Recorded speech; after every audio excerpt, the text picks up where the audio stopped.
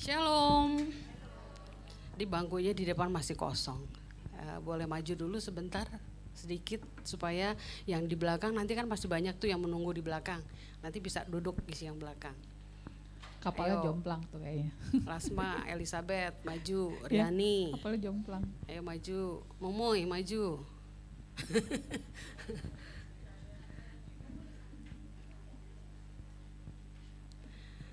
Selamat pagi Muse.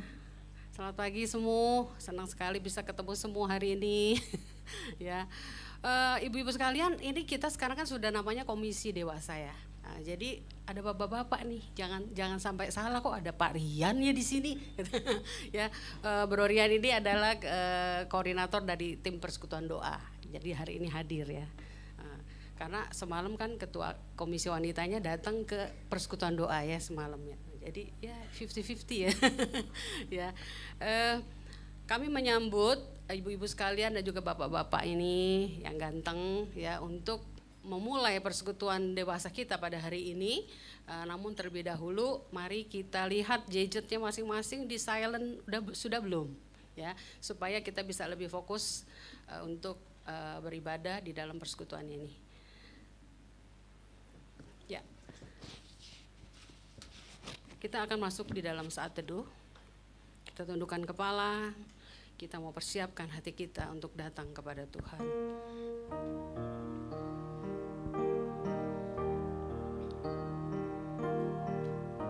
Ya Bapak, kami belajar selama Tuhan masih memberikan kami hidup, selama itu kami masih diberikan kesempatan terus Tuhan untuk belajar.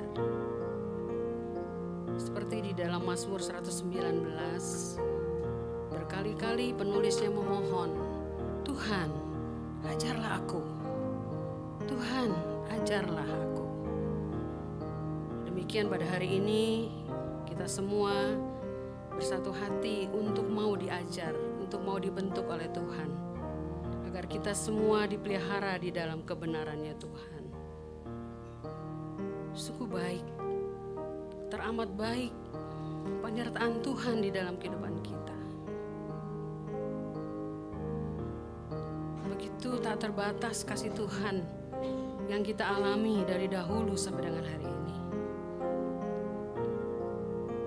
Kita layak menyembah Dia dengan sepenuh hati karena begitu besar dan ajaib karya Tuhan yang sudah melingkupi kehidupan kita.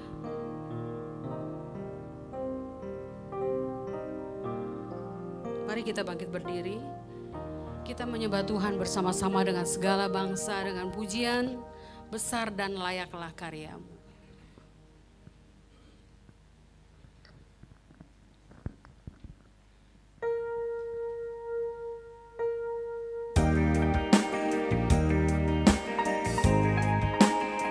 Sepenuh hati kita nyanyikan pujian ini, sungguh besar Tuhan, sungguh layak Tuhan disembah.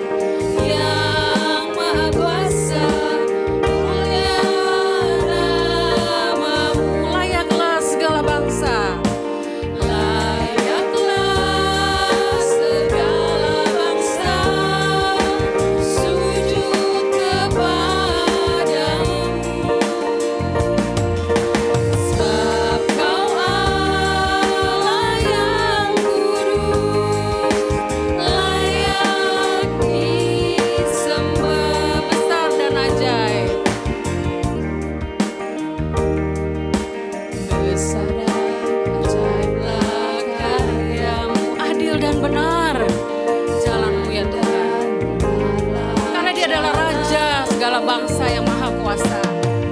Raja segala bangsa yang maha kuasa, mulia namamu. Layaklah segala bangsa, layaklah segala bangsa sujud kepadamu. Sebab Kau Allah yang kudus, layak dikatakan sekali lagi, layaklah segala bangsa, layaklah segala bangsa sujud kepadamu. Sebab Kau Allah yang kudus, layak disembah. Katakan layak disembah. Layak disembah. Sekali lagi layak disembah. Layak disembah. Sekali lagi layak disembah. Layak disembah. Kita satu di dalam doa. Di dalam kerendahan hati kita berdoa kepada Tuhan. Ya Bapa, di dalam keterbatasan kami bersama-sama datang menghadap-Mu ya Tuhan. Kami mau bersyukur selalu atas kasih-Mu yang begitu besar. Ampuni kami ya Bapa untuk hari-hari ketika kami tidak bersyukur. Beri kami kasih karunia untuk mengenal-Mu ya Bapa. Bahwa kasih karunia dari-Mu selalu cukup untuk menjadi alasan kami untuk bersyukur. Bahkan ketika kami berharap segala sesuatunya berbeda ya Bapa. Di saat kami terluka, di saat kesehatan kami menurun ya Tuhan. Di saat anak-anak kami sedang ada masalah. Di saat pekerjaan kami hilang. Di saat penderitaan begitu besar melingkupi kami ya Tuhan. Kami mohon dengan segala kerendahan hati, kuatkan kami ya Bapa. Karena kami yakin dan percaya dan kami tahu bahwa Engkau turut bekerja di dalam segala sesuatu untuk mendatangkan kebaikan. Ampuni kekurangan kami ya Tuhan. Ampuni keegoisan kami. Ampuni kealpaan kami di dalam kami bersyukur. Bila Tuhan boleh beracara di tengah-tengah kami pada saat ini ya Tuhan. Agar siraman firman Tuhan yang disampaikan oleh hamba-Mu boleh senantiasa memberikan kami kekuatan yang selalu baru. Kekuatan yang memberikan kami pengharapan ya Tuhan. Karena Engkau bekerja di dalam kebenaran. Terima kasih Tuhan Yesus. Di dalam nama-Mu kami berseru dan berdoa. Amin. Silakan duduk Bapak Ibu sekalian. Siapkah kita menerima firman Tuhan pada hari ini? Ya, seperti tema yang sudah dipersiapkan oleh pengurus. Apa temanya hari ini? Dipelihara di dalam kebenaran. Ya, luar biasa ya, kita mempunyai Tuhan yang tidak pernah berhenti ya, mendampingi kita terus dari hari ke hari, supaya ketika kita terseok ya, kita selalu diingatkan untuk berjalan lurus di dalam kebenaran. Karena apa? Karena Tuhan adalah gunung batu kita. Karena Tuhan itu kota benteng kita. Bahwa Tuhan itu juga apa? Penolong kita yang luar biasa. Dengan sungguh-sungguh hati kita akan menyanyikan pujian ini ya, dengan sepenuh perasaan. Dan memang kita katakan bahwa Tuhan itu penolong kita, Tuhan itu benteng kita, gunung batu kita yang begitu kuat. Ya, setelah nyanyikan pujian ini, sebelumnya ada Mazmur 25 ayat 4-5 yang menjadikan nats pada hari ini kita akan baca bersama-sama. Yuk, 1, 2, 3. Beritahukan jalan-jalan-Mu ya Tuhan, tunjukkanlah kepadaku, tuntunlah aku untuk berjalan dalam kebenaran-Mu dan ajari aku, karena Engkaulah Allah yang menyelamatkanku, aku menantikan Engkau sepanjang hari. Luar biasa ya, suara Tuhan buat kita hari ini yang hadir mendapatkan berkat melalui Mazmur 25 ayat 4-5. Ya, pasti ibu-ibu di sini juga ada pergumulan kan? Pasti ada ya. Nah, ini memberikan kita kekuatan. Kita nyanyikan bahwa Tuhan juga gunung batuku dengan sungguh dengan penuh sukacita.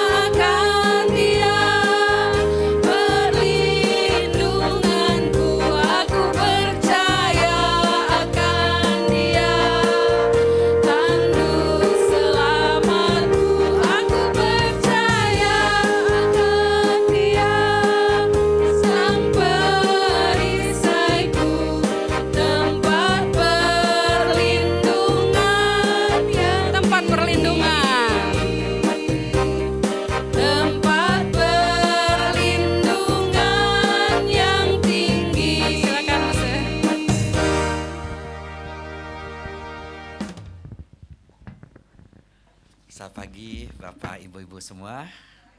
Shalom. Ya, kita bersekutu hari ini dengan penuh sukacita ya. Kita bersyukur kita bisa memuji, memuliakan Allah dengan riang gembira. Pada hari ini kita akan membahas tema dipelihara dalam kebenaran ya. Sebelum kita membaca dan merenungkan firman, mari kita berdoa ya. Tuhan, kami bersyukur untuk pagi hari ini kami bisa dengan penuh sukacita untuk datang ke hadapan Tuhan, memuji, memuliakan Engkau. Dan pada saat ini kami hendak mendengarkan firman-Mu.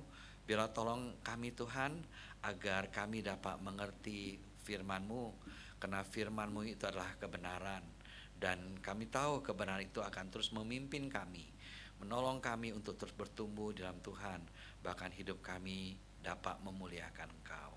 Terima kasih Tuhan, dengarlah doa kami, dalam nama Tuhan Yesus kami berdoa, amin.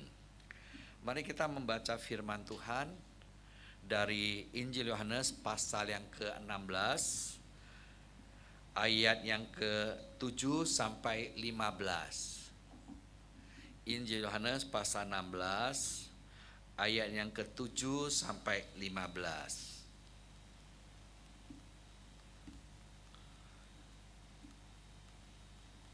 Kita baca bergantian ya, saya baca ayat 7, Bapak dan Ibu-ibu ayat 8, begitu seterusnya sampai ayat 15. Tetapi benar yang kukatakan ini kepadamu, lebih berguna bagi kamu jika aku pergi. Sebab jika aku tidak pergi, penolong itu tidak akan datang kepadamu. Tetapi jikalau aku pergi, aku akan mengutus dia kepadamu.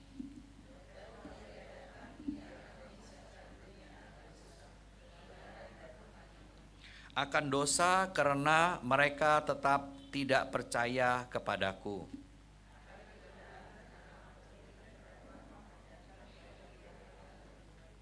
Akan penghakiman karena penguasa dunia ini telah dihukum.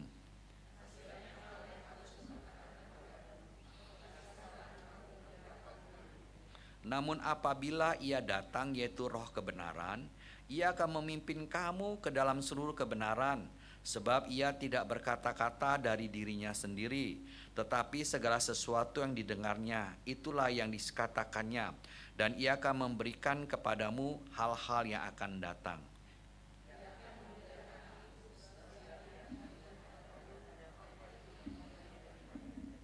Segala sesuatu yang Bapa miliki adalah milikku. Sebab itu aku berkata, ia akan memberitakan kepadamu apa yang diterimanya dari aku. Hingga sekian pembacaan firman Tuhan. Saudara yang kasih oleh Tuhan Yesus Kristus, kita sangat bersyukur ya kalau pada hari ini melalui firman Tuhan kita diingatkan bahwa kita enggak sendiri, tetapi ada Tuhan yang terus menyertai kita. Tuhan terus menyertai kita melalui Roh-Nya yang kudus. Sebelum Tuhan Yesus meninggalkan para murid melalui kematian, kebangkitan dan kenaikannya ke sorga, dia mengatakan bahwa dia akan mengutus Roh Kudus untuk menyertai mereka. Dan dari bagian firman Tuhan ini, Tuhan Yesus mengingatkan mereka lagi. Dia mengatakan lebih baik aku pergi. Kalau aku nggak pergi, dia nggak akan mengutus Roh Kudus ya. Tapi jika dia telah pergi, dia akan mengutus Roh Kudus ya untuk bersama-sama dengan mereka. Dan ini telah digenapi pada saat Tuhan Yesus naik ke sorga setelah 10 hari ya, yaitu hari ke-50. Setelah Tuhan Yesus mati, dia bangkit pada hari yang ketiga ya. Kemudian dia bersama dengan murid-muridnya selama 40 hari ya. Dan setelah itu dia naik ke sorga. 10 hari setelahnya yaitu tepat pada hari Pentakosta ya. Ya, ada yang bilang Pentakosta ya. Pantekosta, Pentakosta, mana yang benar? Ya. Ya, sebenarnya dalam bahasanya penta ya, artinya 50 ya. Ya. Sebenarnya dalam bahasa Inggris ya tulisannya pante ya kan. Jadi banyak gereja-gereja pakai Pantekosta ya. Saudara, bahasa Yunani juga demikian ya. Ya. Pentakosta Hamaras. Hamaras itu hari ya, hari ke-50 ya. Atau Hamaras tes Pentakostas ya. Itu memang kita dapat melihat 50 itu adalah hari yang ke-50 ya. Biasa juga disebut sebagai hari Minggu ke-7 ya. 7 kali 7 ya. Ya, 49. Hari pertama 49, hari berikutnya hari ke-50 ya. Berarti ya 7 minggu. Makanya orang Israel sebut juga hari raya 7 minggu ya. Dan juga dikatakan hari yang ke-50 ya. Itu hari besar bagi orang-orang Yahudi juga setelah Paskah ya. Dan pada hari itulah Roh Kudus turun dan tinggal pada murid-murid, tinggal pada orang-orang percaya ya. Dan Roh Kudus itulah yang Tuhan Yesus katakan akan memimpin para murid kepada seluruh kebenaran ya. Saudara, apakah dalam perjanjian lama Roh Kudus tidak datang kepada orang percaya ya? Ada tetapi berbeda. Kalau kita melihat dalam perjanjian lama, Roh Kudus turun pada seseorang tetapi tidak pada semua orang. Dan Roh Kudus ketika turun pada seseorang ya, pada suatu waktu dia bisa meninggalkan orang itu. Sebagai contoh dalam Alkitab yaitu Saul, Simson ya. Roh Kudus atau Roh Allah menyertai Simson ya, atau Samson. Pada saat dia tidak taat kepada Allah, Roh Allah itu meninggalkan Samson ya. Begitu juga Saul, pada saat dia tidak taat kepada Tuhan, melakukan hal-hal yang Tuhan gak berkenan, Alkitab mengatakan Roh Allah yang ada padanya meninggalkan Saul ya. Tetapi beda, setelah hari Pentakosta, Roh Kudus turun dan tinggal pada murid-murid, tinggal pada orang percaya, menjadi materai bagi orang percaya ya. Dia tinggal di dalam setiap orang percaya menjadi materai. Jadi nggak bisa kita katakan, oh Pak Rian ada Roh Kudus, Pak Andes nggak Roh Kudus ya. Enggak, kita semua orang percaya Roh Kudus tinggal di dalam kita. Memang ada sebagian orang yang punya pemahaman yang salah. Mereka beranggapan bahwa kalau memiliki Roh Kudus berarti bisa berbahasa lidah. Ini pemahaman yang keliru ya. Karena bahasa lidah hanya salah satu dari sekian banyak karunia daripada Roh Kudus ya. Bahkan karunia Roh Kudus yang terbesar nanti adalah untuk memimpin seorang mengenal Kristus, diselamatkan di dalam Dia ya. Dan yang lain-lain itu ya adalah hal yang lebih kurang penting daripada memimpin kita dalam keselamatan. Dan hal-hal lain itu juga masih banyak. Roh Kudus yang memimpin kita untuk mengerti bahwa kita adalah anak Allah ya. Dan Roh Kudus juga yang memimpin kita untuk mengerti kebenaran. Roh Kudus juga yang menolong kita untuk bisa bersaksi. Roh Kudus juga yang menolong kita bisa memiliki berbagai karunia untuk melayani ya. Dan di dalam berbagai karunia ini juga ya, kita dapat melihat karunia bukan satu, bukan dua ya. Kalau kita membaca bukunya bukunya Peter Wagner, dia daftar itu ya, ada 40 sekian karunia Roh Kudus ya. Saudara bisa baca itu di dalam 1 Korintus pasal 12, Roma pasal 12, 1 Petrus. Kalau di karunia banyak sekali ya. Jadi nggak benar kalau penekanan hanya satu karunia, langsung mengatakan kalau nggak punya ini nggak punya Roh Kudus. Padahal Alkitab mengatakan Roh Kudus diberikan kepada kita menjadi materai ya.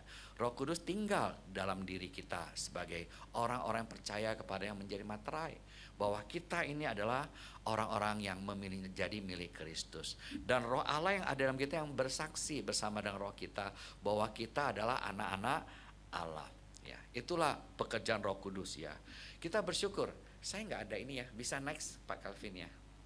Ya, ya. Tuhan Yesus memelihara kita melalui Roh Kudus ya. Sebelum dia naik ke sorga, dia sudah janjikan dan dia genapi pada hari Pentakosta ya. Tuhan Yesus mengatakan Roh Kudus itu sebagai roh, sebagai penghibur ya. Kemudian disebut sebagai roh kebenaran ya. Di dalam nats yang kita baca tadi, dia mengatakan, tetapi benar yang aku katakan lebih berguna bagimu jika aku pergi. Sebab jika aku tidak pergi, penolong itu tidak akan datang kepadamu. Tetapi jika aku pergi, aku akan mengutus dia kepadamu. Ya, dalam terjemahan yang lama, penghibur. Dalam TB2, penolong. Ya, terjemahan dari kata yang sama. Ya, parakletos. Ya. Dan juga dikatakan bahwa Roh Kudus ini adalah roh kebenaran, ayat 13 ya. Namun apabila ia datang, yaitu roh kebenaran, ia akan memimpin kamu ke dalam seluruh kebenaran. Jadi Roh Kudus ini Tuhan Yesus sebut sebagai penolong atau penghibur dan juga sebagai roh kebenaran. Ya, banyak sebutan untuk Roh Kudus. Kalau di dalam Roma pasal 8 ayat 9, Roh Kudus disebut sebagai Roh Allah dan juga disebut sebagai Roh Kristus. Ya, itu dua dipakai bergantian. Roh Allah, Roh Kristus, Roh atau Roh Kudus ya sama, menunjukkan oknum yang sama. Ya, Tuhan sudah menjanjikan itu dan itu sudah digenapin. Pada kita orang percaya beda dengan Simpson dan Saul ya. Roh akhirnya kita tidak meninggalkan kita. Kendati pun kadang kita bisa mendukakannya, ya. Kadang kita bisa memadamkannya. Ya. Mendukakan kita sudah diajar firman kebenaran, kita nggak taat, kita mendukakan Roh Kudus. Roh Kudus tegur kita nggak mau dengar, lama-lama suara makin kecil dan nggak terdengar lagi. Kita sudah memadamkan Roh. Kita nggak berkobar-kobar lagi bagi Allah. Ya, Roh sudah tidak bekerja lagi di dalam kita. Ya, suaranya nggak kedengaran lagi. Ya, saudara kasih, tetapi Roh tidak meninggalkan orang yang percaya kepada Tuhan Yesus Kristus. Ya. Dan pada saatnya, ya Tuhan akan menolong kita melalui Roh Kudus, menyadarkan kita kembali. Kita bersyukur kepada Tuhan bahwa sebagai orang percaya kita dipelihara ya oleh Allah melalui Roh yang tinggal di dalam kita. Yang pertama, ya next ya. Roh Kudus yang menginsafkan dunia akan dosa, kebenaran dan penghakiman, ya. Ini yang dikatakan oleh Tuhan Yesus, ya. Ketika Ia datang, yaitu Roh Kudus, ya Roh kebenaran, Ia akan menginsafkan dunia akan dosa, kebenaran dan penghakiman, ya. Akan dosa karena mereka tetap tidak percaya kepadaku, akan kebenaran karena aku pergi kepada Bapa dan kamu tidak melihat aku lagi, akan penghakiman karena penguasa dunia ini telah dihukum. Jadi Roh Kudus itu menginsafkan dunia, ya, menyadarkan dunia akan dosa, akan kebenaran dan penghakiman. Ya. Banyak orang di dunia yang belum mengenal Tuhan, ya, tidak percaya kepadanya. Dan Roh Kudus yang menginsafkan, oh kamu ini orang berdosa loh. Ya, kamu orang berdosa, ya ada konsekuensinya. Ya, kalau kita mengatakan upah dosa adalah maut, ya ada konsekuensinya. Roh Kudus yang menyadari, dia menyadari, menginsafi akan keberadaan dia. Ya, orang berdosa yang membutuhkan kasih karunia Allah. Ya. Dan Roh Kudus yang menolong mereka bisa mengerti kebenaran. Ya, bagi para murid, Roh Kudus yang menolong mereka untuk mengerti kebenaran, nanti kita bahas. Tapi bagi orang yang belum percaya ini, Roh Kudus menolong mereka, mencelikkan mereka untuk bisa mengerti kebenaran. Dan mereka dapat mengerti kalau mereka tetap hidup di dalam kehidupan lama dalam dosa, ada penghakiman yang sekarang sudah menghakimi si jahat, iblis yang sudah dikeokkan oleh Kristus melalui kematian dan kebangkitannya. Ya, dia juga yang akan menghakimi dunia, menghakimi semua orang, ya. Dan kita percaya dia yang akan menghakimi orang yang hidup dan yang mati, ya. Bahwa Roh Kudus mengingatkan Kristus akan datang untuk menghakimi dunia, ya. Saudara yang kasih, sehingga manusia diinsafkan untuk bisa sadar akan dosanya dan mereka mau datang untuk memperoleh kasih karunia Allah. Dalam hidup orang percaya, ya peranan Roh Kudus penting. Tetapi dalam awal hidup orang bisa menjadi percaya, peran Roh Kudus sangat penting sekali. Roh Kudus yang menginsafkan orang akan dosa, kebenaran dan penghakiman. Dan Roh Kudus juga yang melahirbarukan seseorang. Ya. Tanpa Roh Kudus, orang nggak mungkin bisa mengerti kebenaran, percaya kebenaran. Ya. Bahkan di dalam Yohanes pasal 3, Tuhan Yesus mengatakan kalau orang nggak dilahirkan dari air dan Roh, dia nggak bisa melihat, dia nggak bisa masuk ke dalam kerajaan Allah. Coba kita lihat Yohanes pasal 3.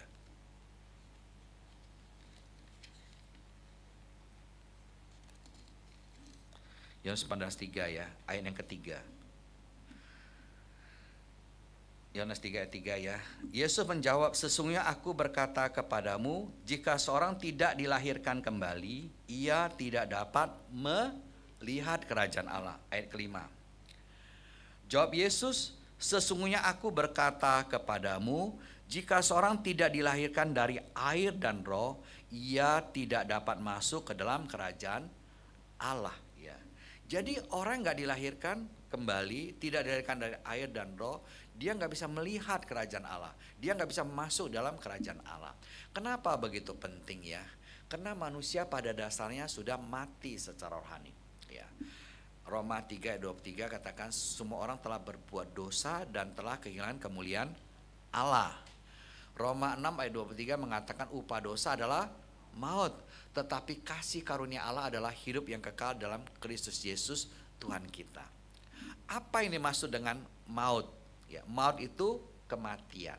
Ya. Alkitab senantiasa mengatakan kematian itu dalam pengertian keterpisahan. Pengkhotbah pasal 12 ayat 7 bicara tentang kematian secara jasmani, yaitu terpisahnya roh daripada tubuh. Ya. Tubuh yang berasal dari debu tanah akan kembali menjadi debu tanah, tetapi rohnya kembali kepada Allah yang mengaruniakannya. Ada keterpisahan, itu disebut sebagai mati secara jasmani. Ternyata bukan hanya mati jasmani, Alkitab juga menyebutkan kematian rohani. Ya, yaitu kita terpisah dari Allah karena dosa-dosa dan pelanggaran kita. Ya. Di dalam Efesus pasal 2 ayat 1 sampai 3 berbicara tentang kematian rohani. Ya, saudara boleh buka Efesus 2 ya. Rasul Paulus berkata kepada jemaat di Efesus, kamu dahulu sudah mati karena dosa dan pelanggaranmu. Kamu hidup di dalamnya karena kamu mengikuti jalan dunia ini, karena kamu mengikuti keinginan daging, ya. Karena kamu mengikuti jalan dunia ini. Paulus katakan dulu kami juga hidup dalamnya ketika kami mengikuti hawa nafsu daging dan keinginan kami yang jahat. Pada dasarnya kami adalah orang yang harus dimurkai. Ini bicara tentang kematian apa? Bukan mati jasmani. Karena bukan jemaat di Efesus dulu sudah mati, sudah dikubur, mereka bangkit lagi baru jadi jemaat Efesus, bukan. Paulus katakan kamu dahulu sudah mati karena dosa dan pelanggaran. Ini bicara tentang kematian rohani. Ya. Dosa dan pelanggaran mereka membuat mereka terpisah dari Allah yang hidup.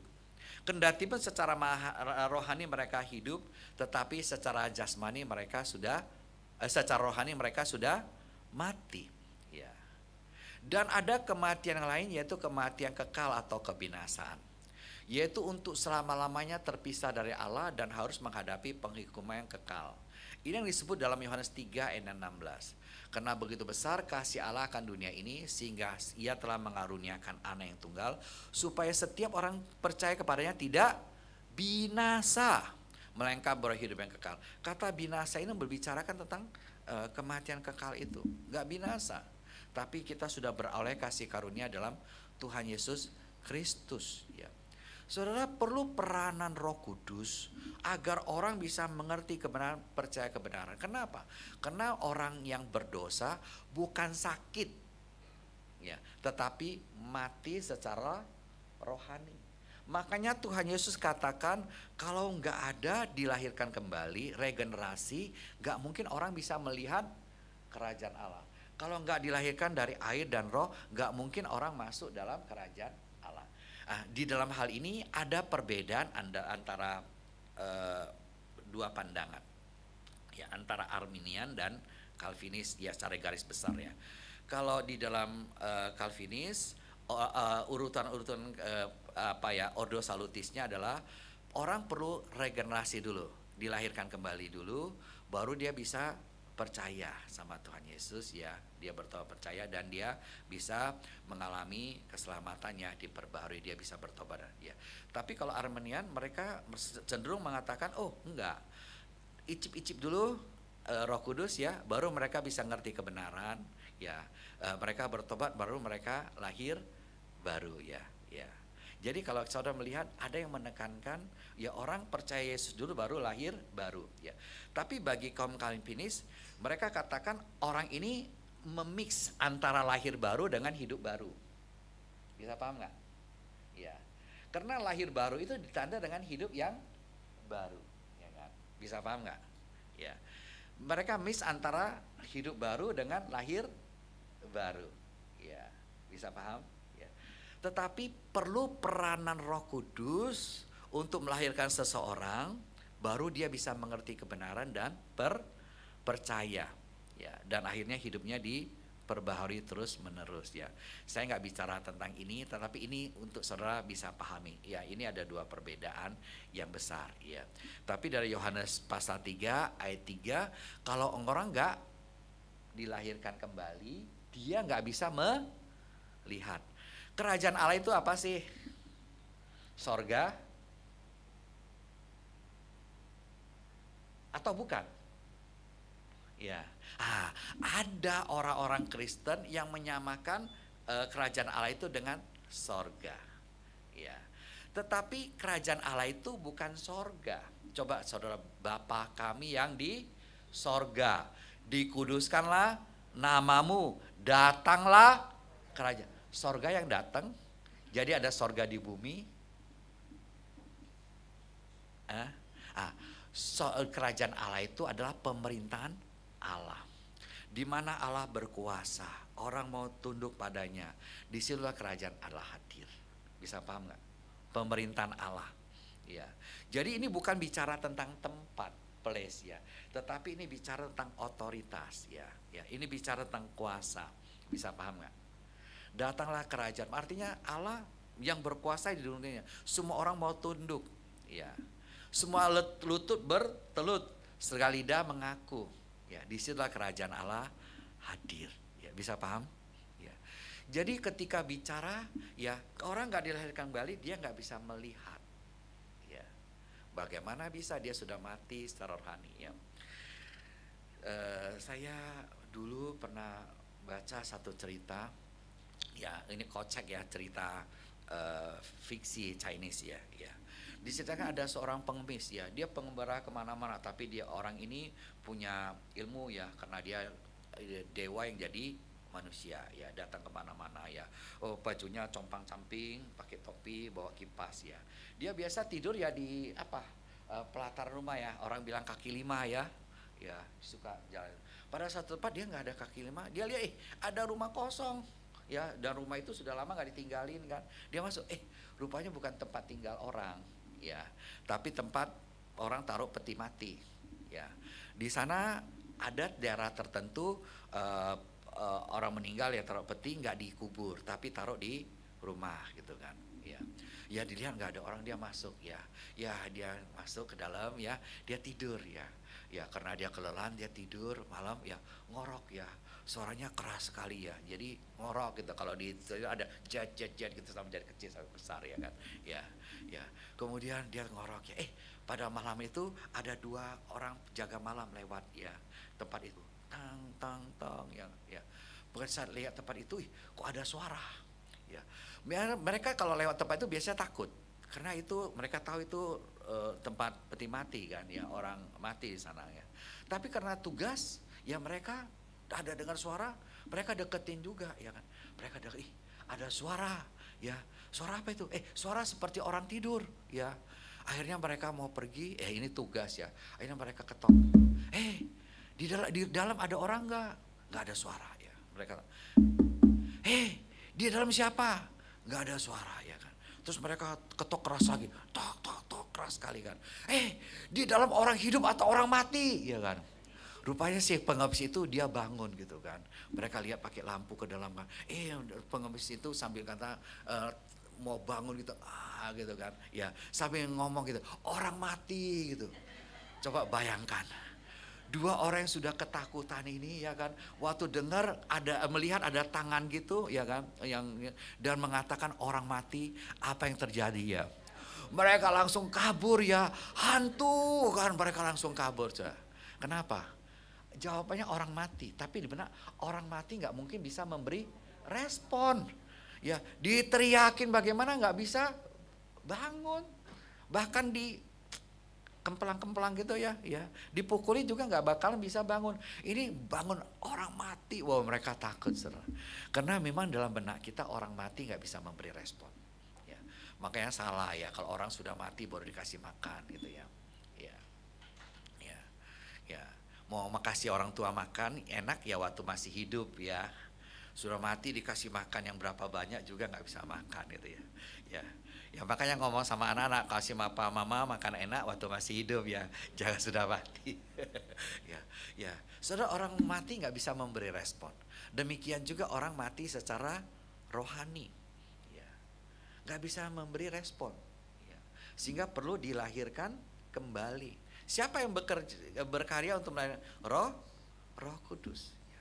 Dan orang bisa bertobat juga karya Roh Kudus. Dia menginsafkan manusia, dunia, ya orang-orang dunia ini akan dosa, akan kebenaran, akan penghakiman, sehingga orang bisa bertobat.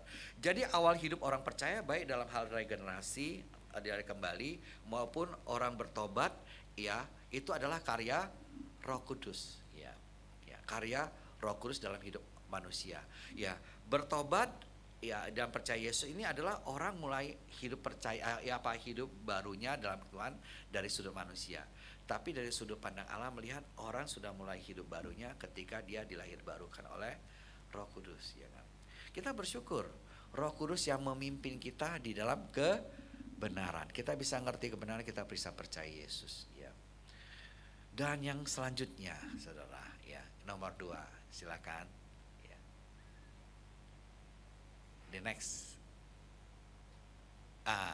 Roh Kudus yang memimpin umat ke dalam seluruh kebenaran, ya. Tuhan Yesus mengatakan kepada murid-muridnya suatu hal yang sangat penting sekali, ya. Namun apabila ia datang, yaitu Roh Kudus datang, yaitu Roh kebenaran, ia akan memimpin kamu ke dalam seluruh kebenaran. Sebab ia tidak akan berkata-kata dari dirinya sendiri, tetapi segala sesuatu yang didengarnya itulah yang dikatakannya, dan ia akan memberitakannya kepadamu hal-hal yang akan datang, ya. Roh Tuhan Yesus akan meninggalkan para murid, tapi dia akan mengutus Roh Kudus. Roh Kudus akan menolong mereka untuk mengerti seluruh kebenaran, ya. Puji Tuhan, ya. Dan Roh Kudus juga yang menolong kita, saudara dan saya, untuk bisa mengerti seluruh kebenaran, yang memimpin kita kepada seluruh kebenaran, ya. Saudara, dalam hal kebenaran ini, yaitu kebenaran firman Tuhan, peran Roh Kudus itu sangat besar sekali.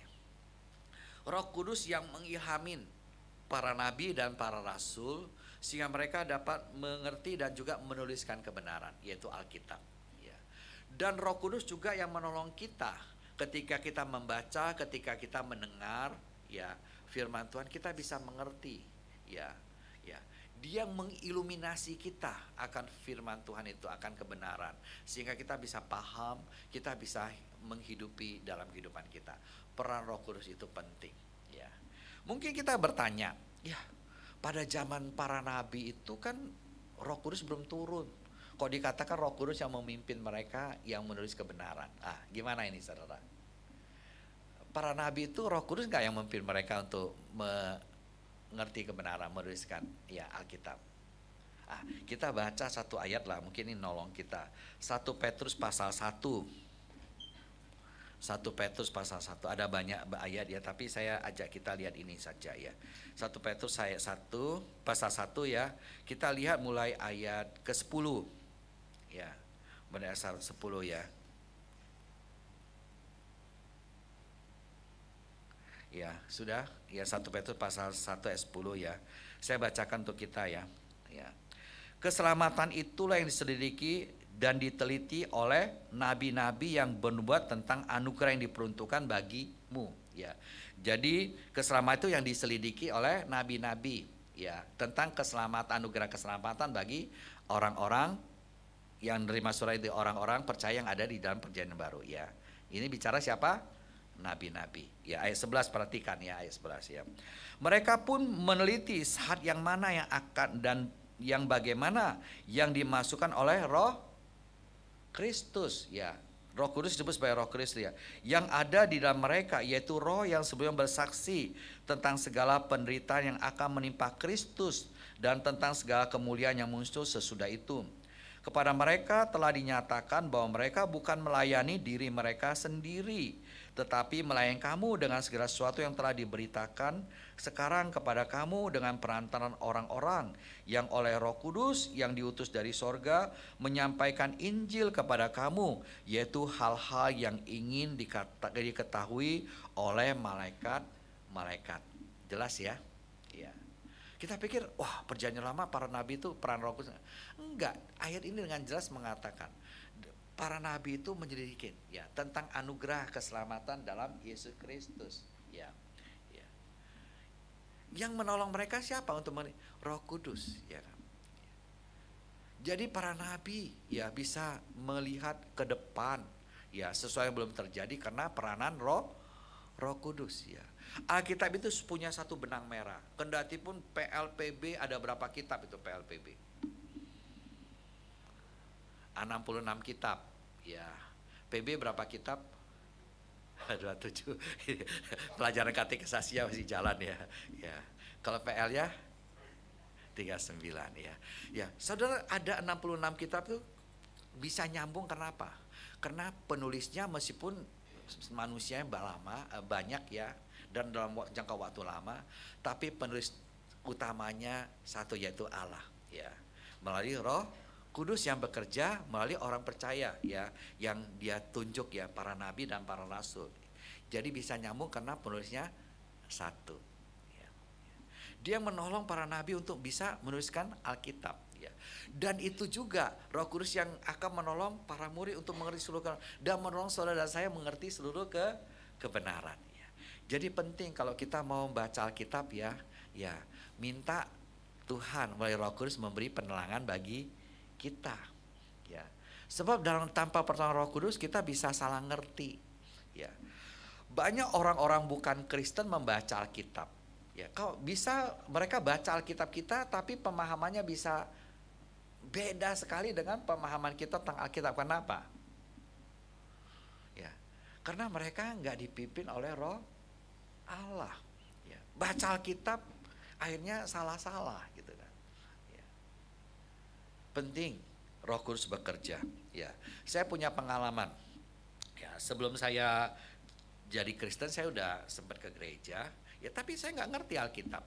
Ya, bahkan kalau saya dengar khotbah ya ada poin-poin tertentu itu saya suka protes gitu ya, mau berontak gitu, mau menyanggah gitu ya.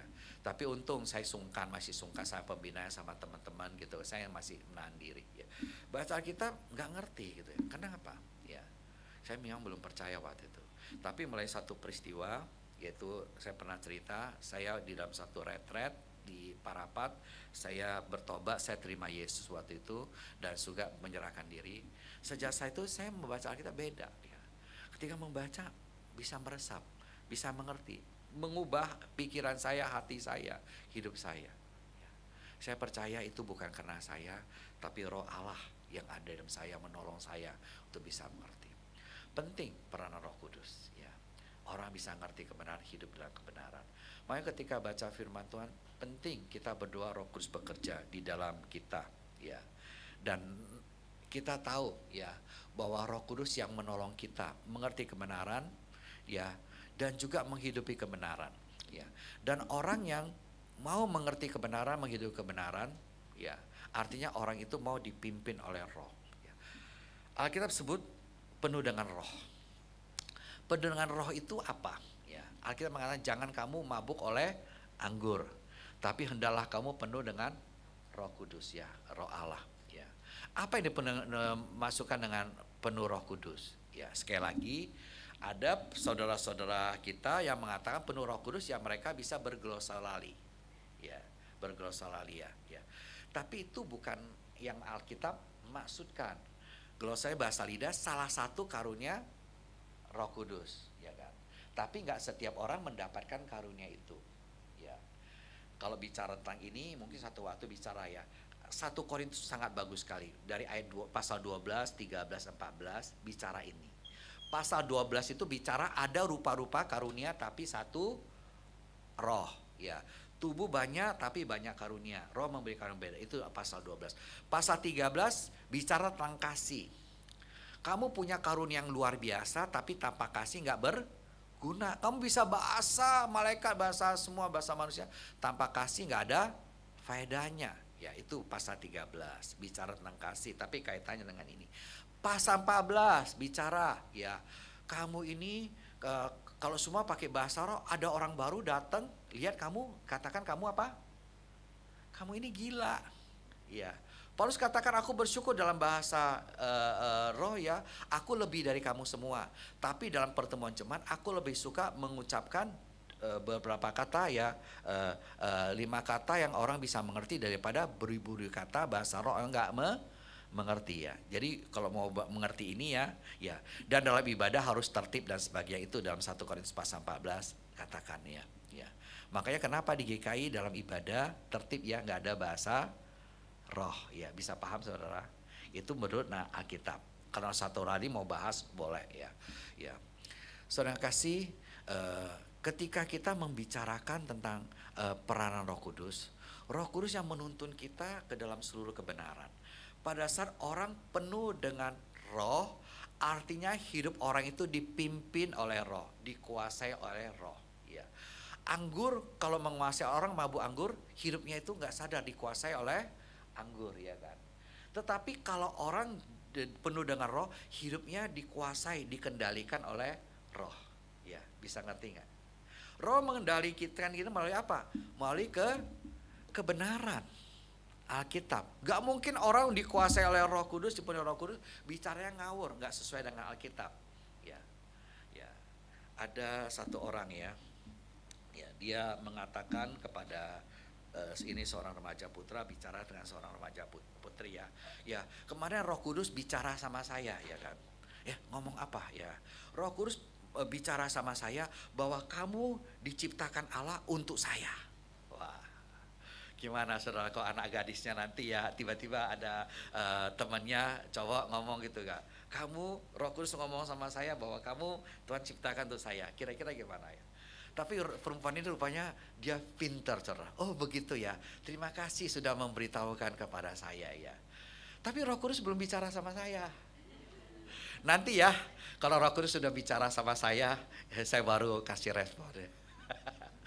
Ya, saudara ngerti gak ya? Kadang-kadang orang bisa asal nama Roh Kudus ya nyampaikan sesuatu ya. Tapi kalau memang dari Roh Kudus pasti ini dari sesuai dengan firman Tuhan. Roh Kudus akan membicarakan sesuatu ya hanya untuk kepentingan sendiri dan sebagainya ya, yang tidak sesuai dengan firman Tuhan. Ya, Roh Kudus menolong kita untuk mengerti Alkitab. Dia menginspirasi para nabi, para rasul ya. Dan dia juga menolong kita untuk bisa ngerti dan juga kita berjalan firman Tuhan atau kebenaran ya. Dan Alkitab mengatakan bahwa kebenaran firman Tuhan yang diilhamkan oleh Roh Kudus itu ya, baik melalui para nabi, para rasul, itu sungguh bermanfaat bagi kita. Di dalam 2 Timotius pasal 3 16 mengatakan ya, segala tulisan ya yang diilhamkan Allah ya sungguh bermanfaat baik untuk mengajar kita, menyatakan kesalahan kita, memperbaiki kelakuan kita dan menuntun kita dalam kebenaran ya. Jadi Roh Kudus menolong kita melalui firman Tuhan untuk mengerti kebenaran. Jadi jangan bosan-bosan ya untuk membaca firman Tuhan ya. Saya bersyukur ya melihat teman-teman suka BGA ya banyak ini ya kelompok-kelompok ya belajar Alkitab, kelompok kecil ya untuk menggali Alkitab. Saya pikir ini satu hal yang penting sekali untuk kita bisa mengerti kebenaran, hidup dalam kebenaran. Dan yang terakhir, ya, yang ketiga, ya, minta tolong dilanjutkan, ya. Dan Roh Kudus memberi kuasa untuk bersaksi tentang kebenaran. Ya, ini kita ketika membaca di bagian lain, ya, sebelum Yesus terangkat ke sorga, dia mengatakan, ya, kalau Roh Kudus turun ke atas kamu, kamu akan menerima kuasa. Dan kamu akan menjadi saksiku di Yerusalem, di seluruh Yudea, Samaria dan sampai ke ujung bumi. Ini yang Tuhan Yesus katakan. Roh Kudus memberikan kepada kita kuasa untuk bersaksi tentang kebenaran. Ya. Baik kalau kita bandingkan dengan 1 Petrus 1 ayat 11, Dia menolong para nabi untuk mengerti kebenaran, yang itu yang diberitakan kepada kita, ya, untuk kepentingan kita. Demikian juga ketika kita mau bersaksi, Roh Kudus yang menolong kita untuk bisa bersaksi, bahkan memberikan kuasa. Ya. Jadi bersaksi bagi Kristus penting peranan Roh Kudus. Makanya sebelum kita bersaksi tentang Yesus, perlu berdoa dalam hati. Ya. Kalau ada kesempatan sebelum kita pergi, ya kita berdoa, minta Roh Kudus yang bekerja. Ya. Supaya orang bisa mengerti kebenaran. Kalau tanpa pekerjaan Roh Kudus nggak mungkin. Kita pintar bicara, ya nggak akan menolong kita. Ya kalau dia masih tetap tertutup hatinya, ya karena pada dasarnya dia mati secara rohani. Perlu peranan Roh Kudus. Ya. Ah ini penting sekali ya. Ya peranan Roh Kudus. Kita mohon Roh Kudus yang menolong agar mereka dapat mengerti kebenaran dan dituntun bisa ngerti, bisa bertobat dan percaya kepada Tuhan Yesus. Ya, ya Roh Kudus yang akan menolong mereka untuk mengerti kebenaran. Ya biarlah kita mohon Tuhan tolong, kita bisa Tuhan pimpinnya. Ya, ya ketika kita bisa membawa orang percaya sama Tuhan Yesus, waduh sukacita pasti akan sangat besar ya. Tapi ketika kita bersaksi bagi Tuhan, ada yang terima pasti ada yang tolak ya. Ya biasanya yang lebih banyak terima, yang lebih banyak tolak. Lebih banyak yang nolak ya. Ya saya juga punya pengalaman seperti itu ya. Tapi jangan putus asa. Ya. Lebih banyak menolak ya, kita harus lebih banyak bersaksi. Ya. Ya, ketika saya ditempatkan di suatu tempat ya di Muara Karang, sudah ada gereja, gedung gereja, 2 rumah. Ya, sudah ada kursi, ada piano, ada musik. Kalau hari Sabtu itu saya disiapkan alat musik lengkap ya, band lengkap ya, sama orangnya. Tapi nggak ada orang. Saya ada mobil, ada supir, ada pembantu 2. Ya, ya. Tapi tugas saya cari jemaat. Ya, di Muara Karang nggak gampang ya. Banyak orang-orang Medan itu. Kalau kita lihat di sana ya, ya Chinese Medan itu patung-patung sembahannya itu besar-besar ya. Tapi itu yang menantang. Ya saya tiap hari keluar. Ya. Karena kerjaan saya nggak banyak. Di pusat sudah banyak pendeta, ada hamba Tuhan banyak. Saya di situ. Ya. Cuman kadang-kadang aja bantu di pusat ya. Ya tiap hari ya bangun tidur dipikirnya apa? Ya baca firman, doa. Ya keluar ya cari orang. Beritakan Injil gitu ya. Ya banyak nolak ya. Ya tapi banyak nolak ya bersyukur. Ya, kalau yang nolak itu 90% ya kan, yang terima berapa persen? 10% ya kan, ya bersyukur nggak? Kalau yang nolak 80% berarti yang terima 20% ya kan. Kita menginjili kepada 10 orang berarti yang terima berapa? Ya, kalau 1% yang 1 kan, ya nggak apa-apa kita menginjilin ke 20 dapat 2, 30 dapat 3, ya kan?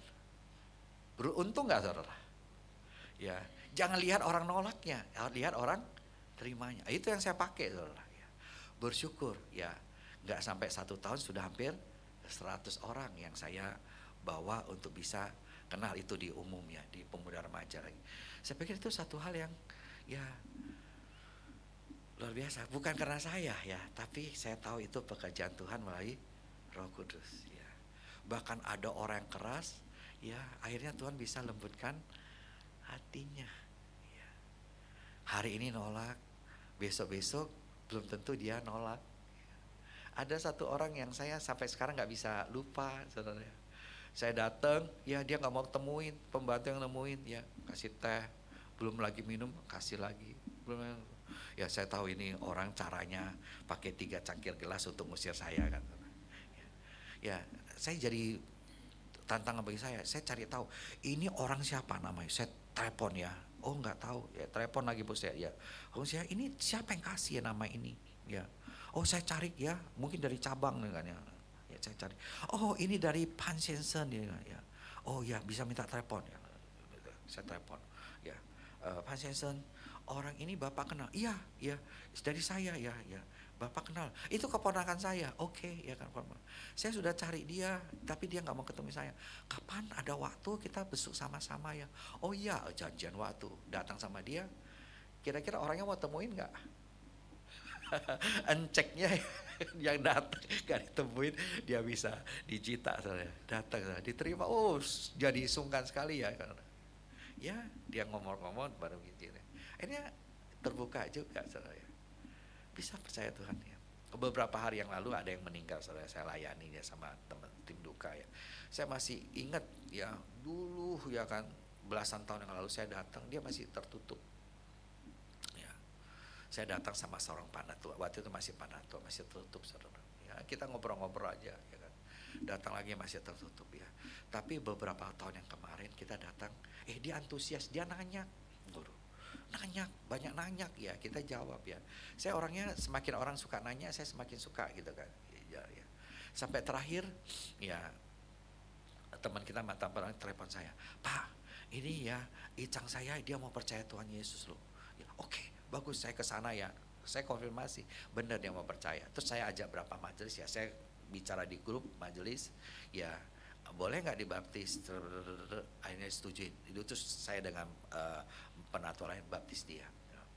Kalau saya balik ke belakang, dulu belasan tahun lalu tertutup. Tapi cara Tuhan bekerja itu luar biasa ya. Segala sesuatu ada waktunya. Ya makanya kadang-kadang kita berita Tuhan kepada orang tua atau kepada saudara gitu kan.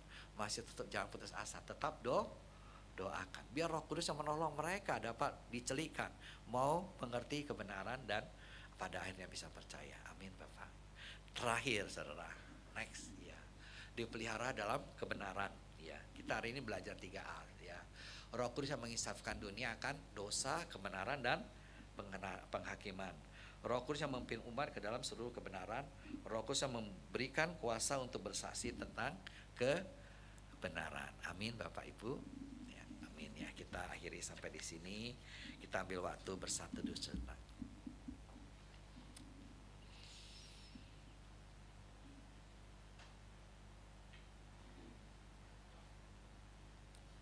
Amin. Saya serahkan kembali. Langsung doa ya. Oke Bapak Ibu, mari kita masuk dalam doa syafaat ya. Tuhan Allah Bapa di surga, kami datang ke hadapan Tuhan, kami bersyukur untuk waktu yang indah ini kami boleh bersekutu bersama, memuji, memuliakan Tuhan dan juga untuk belajar firman Tuhan. Kami bersyukur untuk firman Tuhan yang selalu baru bagi kami. Kami bersyukur untuk firman-Mu yang menjadi makanan bagi kami. Kami bersyukur melalui firman-Mu Engkau tuntun kami. Karena firman-Mu adalah pelita bagi kaki kami dan terang bagi jalan kami. Kami bersyukur untuk firman Tuhan pada hari ini yang diberikan kepada kami. Firman Tuhan melalui Roh Kudus yang terus memimpin kami. Roh memimpin kami melalui kebenaran-Mu untuk berjalan dalam Tuhan. Dan kami bersyukur Roh Kudus yang menuntun kami untuk mengerti kebenaran dan memimpin kami dalam seluruh kebenaran. Bilang Kau tolong kami Tuhan agar kami tetap bersandar kepada Tuhan untuk berjalan dalam kebenaran dan juga menyaksikan kebenaran. Kami datang ke hadapan Tuhan, kami berdoa juga dengan syukur untuk jemaat-Mu di Komisi Dewasa wanita ini yang dapat hadir bersama. Biar Engkau yang memimpin kami semua untuk terus dapat bersekutu bersama dan bertumbuh dalam Tuhan. Kami berdoa juga untuk pengurus Komisi Dewasa si wanita. Biar Engkau memberkati agar ada kesatuan hati untuk menjalankan tugas, agar tetap Tuhan pimpin pelayan dapat berjalan baik. Tuhan pimpin agar persoalan wanita ini dapat terus memuliakan Tuhan, menjadi suatu yang menjadi berkat bagi para ibu dan juga bapak-bapak dan juga memuliakan Engkau. Kami berdoa juga untuk jemaat simpatisan yang lemah tubuh yang dalam pergumulan. Kami mohon biar Engkau menolong, khususnya kami berdoa untuk yang sakit atau dalam masa pemulihan. Kendati pun kami tidak sebut namanya satu persatu, tapi Engkau tahu, biar Engkau yang menjamah dan menyembuhkan. Begitu juga keluarga kami yang sakit, Tuhan yang menolong. Kami datang, kami berdoa juga untuk saudara yang bergumul dengan pekerjaan usaha dalam kehidupan rumah tangga. Biar Engkau tolong, ya Engkau yang memimpin, Engkau yang berjalan keluar.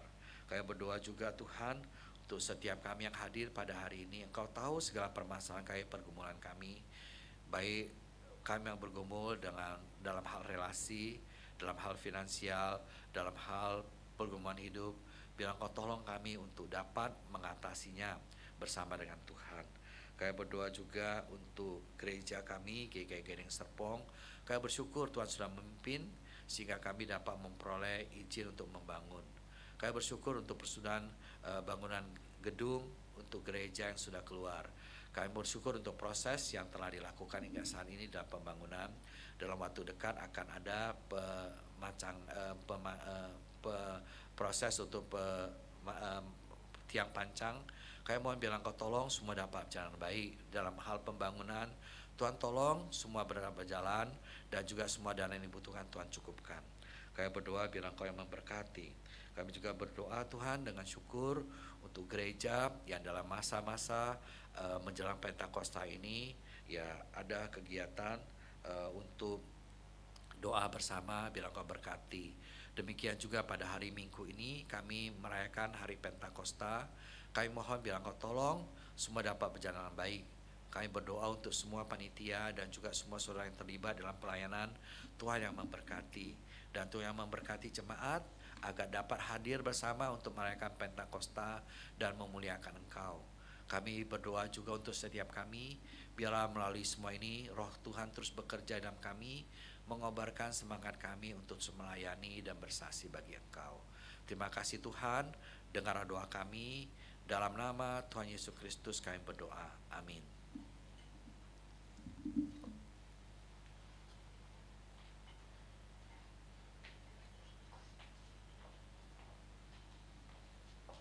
Terima kasih Pak Andreas untuk firman-Nya.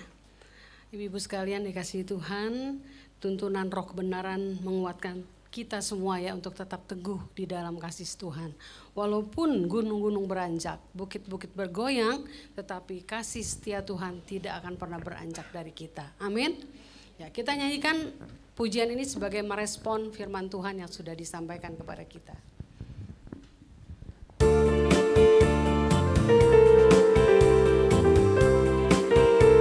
Sukacita kita nyanyikan. Biarpun gunung-gunung beranjak dan bukit-bukit pun bergoyang, tapi kasih setiamu tak akan beranjak dariku. Biarpun gunung-gunung beranjak dan bukit-bukit pun bergoyang, tapi kasih setiamu beranjak, tak akan beranjak, tak akan bergoyang, tak akan beranjak, tak akan bergoyang. Demikianlah firman Tuhan yang mengasihiku. Tak akan beranjak, tak akan beranjak, tak akan bergoyang, tak akan beranjak, tak akan bergoyang. Demikianlah firman Tuhan yang mengasihiku. Mari kita siapkan persembahan kita untuk Tuhan. Ada nats yang mendasari daripada persembahan kita, yaitu dari 1 Tesalonika 5 ayat 18. Ucapkanlah syukur dalam segala hal, sebab itulah yang dikehendaki Allah di dalam Kristus Yesus bagimu. Kita nyanyikan pujian hidup kita yang benar.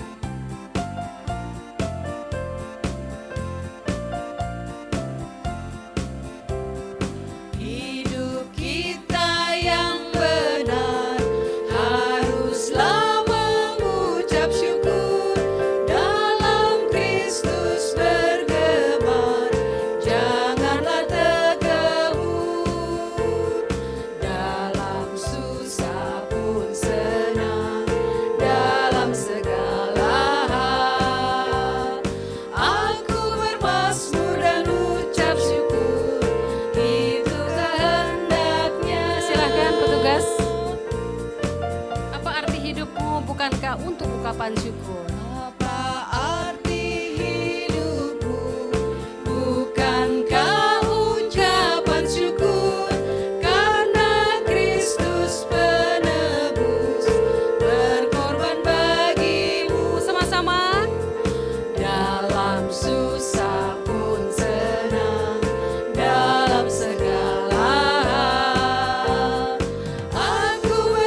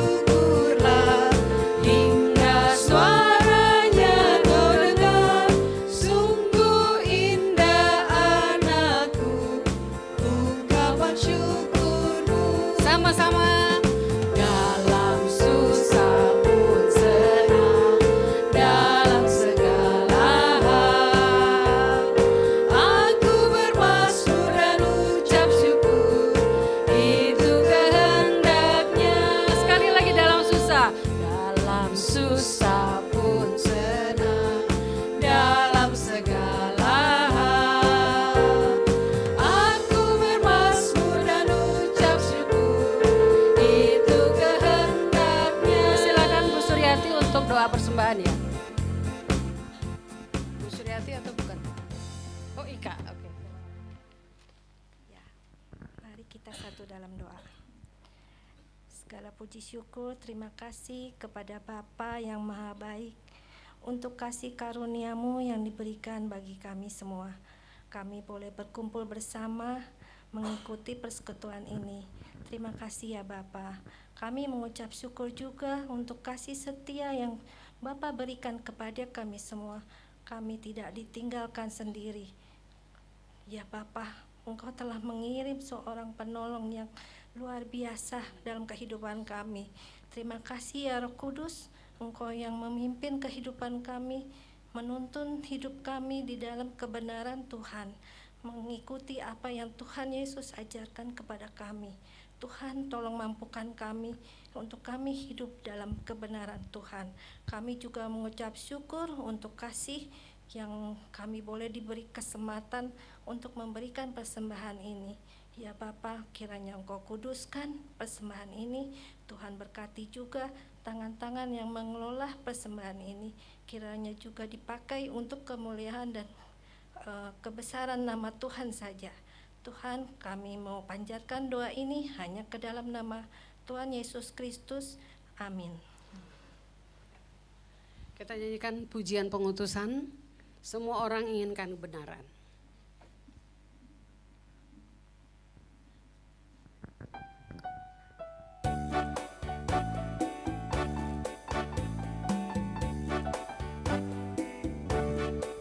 Semua orang inginkan kebenaran, berada di pihaknya. Namun sedikit yang sungguh mau berada di pihak kebenaran. Semua orang seakan-akan tampil menjunjung kebenaran. Namun sedikit yang sungguh mau berkorban membela kebenaran. Kata pemazmur, semua manusia tak dapat diandalkan. Hampir semua perkataannya bohong dan sulit dipercaya. Tiada lagi kebenaran sejati yang mudah dijumpai. Hanyalah Yesus, terang dan kebenaran dan jalan keselamatan. Semua orang yang cari kebenaran menjadi salah jalan. Tak tahu lagi harus pilih yang mana, semuanya serupa. Setiap hari semuanya berubah, oh sungguh membingungkan. Hanyalah Yesus, terang dan kebenaran yang tak pernah berubah. Panas, doa berkat. Bapak Ibu dan yang saudara yang dikasihi Tuhan, biarlah kita pulang dan melakukan segala aktivitas kita dengan terus bersandar kepada Roh Allah yang memimpin kita. Dan terimalah berkat Tuhan. Kiranya cinta kasih dari Allah Bapa, anugerah dalam Kristus Yesus, persekutuan penghiburan dan kekuatan serta pimpinan Roh Kudus menyertai saudara sekarang dan selamanya. Amin. Bapa, terima kasih. Bapa, terima kasih. Bapa di dalam surga, ku berterima kasih.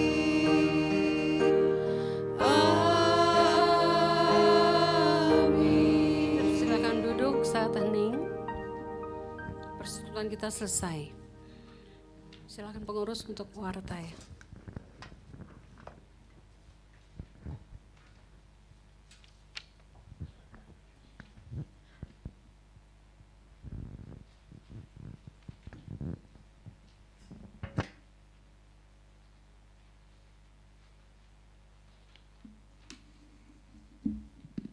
Shalom.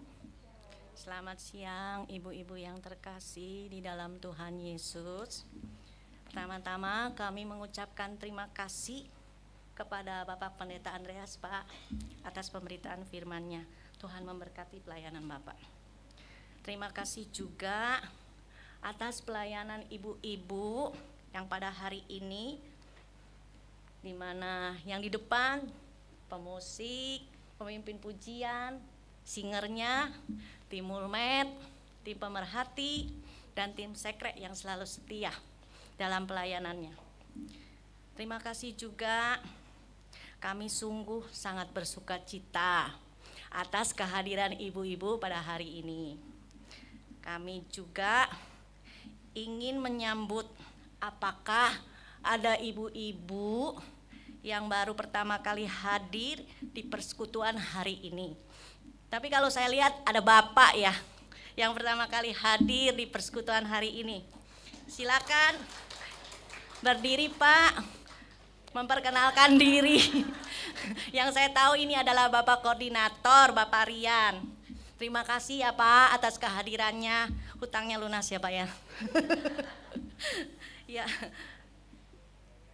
Tiap Kamis kalau bisa SIM PDJ ajak Pak kemari ya. Iya, ketemu sama kita juga semua ya Pak ya. Ya, terima kasih Pak Rian. Terima kasih juga itu ada Ibu Sekretaris dari Bendahara Komisi Dewasa Wanita dan juga Bendahara dari si komisi. Ibu Vini, terima kasih. Bu Chandra, Bu Ratna, Bu Tanti, terima kasih atas kehadirannya hari ini. Semoga besok-besok lebih banyak lagi yang datang ya Bu. Terima kasih. Oh iya, maaf Semu. Saya juga sangat senang ketemu Semu hari ini Bu. Udah lama Semu, kita nggak ketemu sama Semu. Hari ini Semu datang. Terima kasih ya Semu atas hari ini. Untuk warta Komisi Dewasa Si Persekutuan Wanita adalah hari ini Persekutuan Dewasa untuk Kamis depan tanggal 23 Mei libur karena menyambut Hari Raya Waisak ya. Flyer Persekutuan Dewasa dimulai kembali tanggal 30 Mei dengan tema berkata-kata dalam pimpinan roh yang dibawakan oleh pembicaranya Bapak Pendeta Yohanes ABS dari GKI Bintaro. Mari kita bersekutu bersama kembali di dalam persekutuan Kamis tanggal 30 ya ibu-ibu, bapak-bapak di Aula Kana pukul 10 setiap hari Kamis. Dan yang warta berikutnya yaitu flyer pembekalan mentor kelompok kecil. Pembekalan mentor kelompok kecil akan diadakan pada tanggal 24 Mei 2024 dengan tema kekudusan dan pembicaranya kebetulan Bapak Pendeta Andreas ya. Silakan ibu-ibu para mentor dapat mempersiapkan hati dan waktunya untuk mengikuti pembekalan mentor tersebut. Flyer yang berikutnya adalah Seminar Pasutri Muda dengan tema Unspoken Things. Sayang ya, saya udah telat. Kalau ada yang Pasutri Muda boleh silakan hadir dengan pembicara Ibu Septiana Iskandar di Aula Kana Gria Kasih Gading Serpong hari Sabtu 18 Mei 2024 pukul 10. Dan warta yang berikutnya adalah yang tak kalah penting dan berbahagia yang pada hari dan minggu ini yang berulang tahun, yaitu ibu-ibu yang saya sebutkan namanya adalah Ibu Lena, Ibu Priskila Nanik, Ibu Koordinator kita Ibu Mary Lim, Ibu Meliana Dewi Handoko, Ibu Musri, Ibu Sri Novi Sudarmia, Ibu Yoke Kalangi, Ibu Desi Waluyo, Ibu Kwok Dewi Amalia, Ibu Florence Evi Manuela, dan kalau nggak salah Bapak Rian kemarin ulang tahun. Ya, silakan maju Pak. Bagi ibu-ibu yang hadir hari ini ya berarti Bapak Rian dan Ibu Mary, 2 koordinator. Ayo silakan maju. Kita akan menyanyikan lagu ulang tahun. Untuk yang lainnya nggak datang Pak, yang datang ini 2 Pak. Koordinator Pak, cocok ya Pak. Yang lainnya nggak datang Pak. Jadi aku nanti mari nanti kita akan menyanyikan lagu selamat ulang tahun bagi yang berulang tahun dan kebetulan Ibu Koordinator dan Bapak Koordinator hari ini. Setelah itu kami meminta yang kebetulan hadir Bu Ratna untuk mendoakan bagi ibu-ibu dan bapak yang berulang tahun. Cocok ya. Oke, kita nyanyikan lagu. Mau doa dulu? Doa dulu apa? Selamat ulang tahun kami ucapkan padamu. Selamat hari jadi, Tuhan Yesus memberkati. Kami selalu berdoa agar kau tetap setia pada Yesus Kristus, Tuhan dan Raja kita. Kami mengucap syukur, Tuhan memimpin langkahmu. Padamu sahabat, selamat ulang tahun. Selamat ulang tahun kami ucapkan padamu. Selamat hari jadi, Tuhan Yesus memberkati. Kami selalu berdoa agar kau tetap setia pada Yesus Kristus, Tuhan dan Raja kita. Kami mengucap syukur, Tuhan memimpin langkahmu.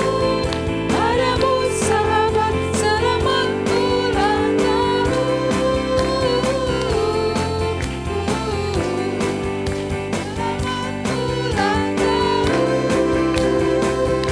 Mari Bu Ratna, silakan. Kita satu di dalam doa, mari kita berdoa. Bapa kami ada di dalam surga, ya Bapa, kami sungguh mengucap syukur atas segala berkat yang Kau limpahkan kepada kami semua.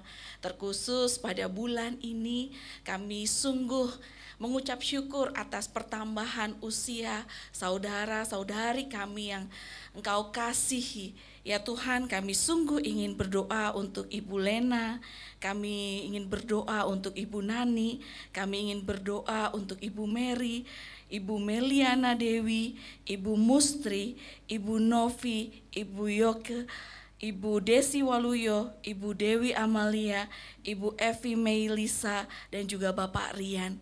Ya Tuhan, kami sungguh mengetahui bahwa Engkau senantiasa melimpahkan sukacitamu, Kau senantiasa melimpahkan berkat-Mu di tahun-tahun yang lalu. Dan kami sungguh ingin bersatu hati, kami ingin berdoa di dalam pertambahan usia ini Tuhan, Engkau juga limpahkan hikmat dan kebijaksanaan. Kiranya Tuhan senantiasa menolong di dalam setiap pergumulan, Tuhan memberi kekuatan di dalam setiap perjalanan hidup. Ya Tuhan, kami sungguh berdoa di dalam pertambahan usia saudara-saudara kami ini Tuhan, kiranya Tuhan limpahkan sukacita dan kasih-Mu. Ya Tuhan, kami sungguh berdoa untuk saudara-saudara kami ini Tuhan.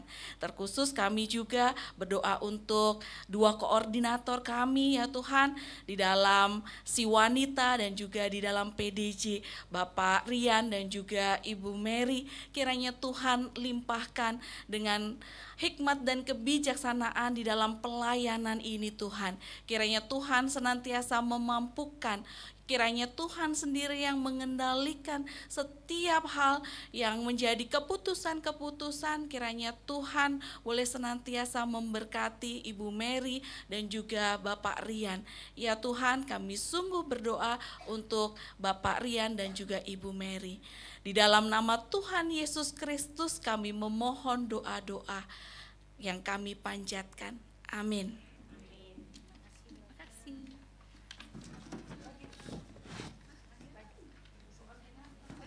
Sekian warta dari kami pengurus, dan terima kasih atas kehadirannya ibu-ibu hari ini. Sampai jumpa nanti tanggal 30 Mei. Salam, terima kasih, Tuhan Yesus memberkati.